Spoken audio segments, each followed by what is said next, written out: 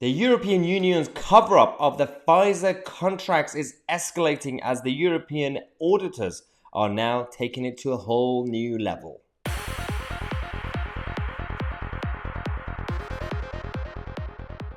Right, so you remember after the 2020 lockdown days, you had all the jabs, all the contracts coming out from Pfizer, AstraZeneca, Moderna, and all the others. And there was a bit of a clash between Brexit Britain and the European Union countries because the UK, as an independent country, managed to sign their own contracts and it was smooth, the operations.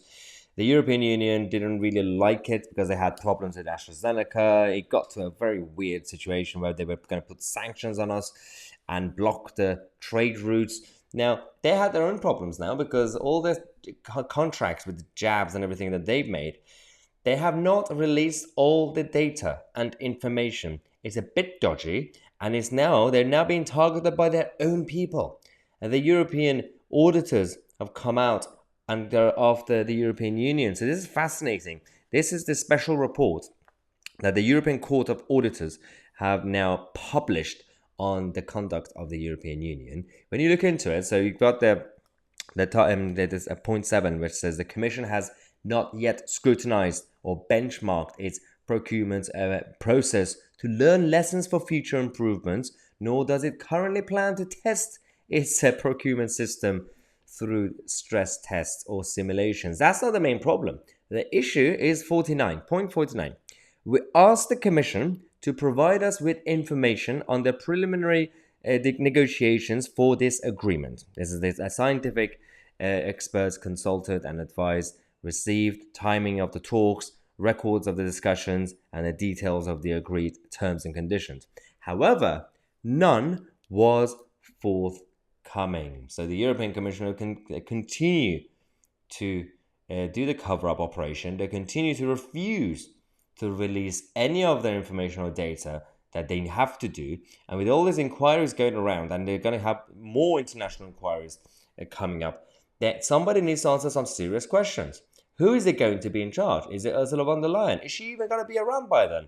Or is she going to run away and then the next person has to deal with all these problems? We don't know. But the main issue is that the contract was significant, both in terms of volume and price.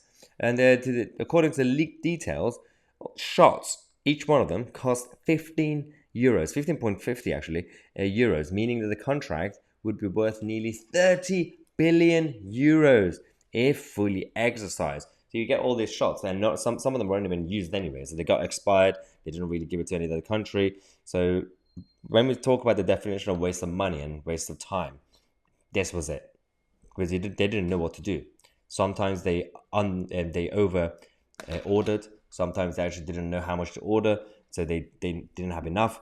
And you wonder why people are kicking off across the continent. You know, we've had issues in this country, in the UK, with our government, but it's not really the same as what you see across the continent when it comes to the EU member states, because they didn't have any of the sovereignty and the powers as a democratic country, because everything had to go through the European Commission in Brussels. Now, we're going to come back in half an hour. We're going to tell you what's going on with Margaret Ferrier, the former SNP member who got into a lot of trouble during the first lockdown. So subscribe to the channel. My Tousi and we are the media.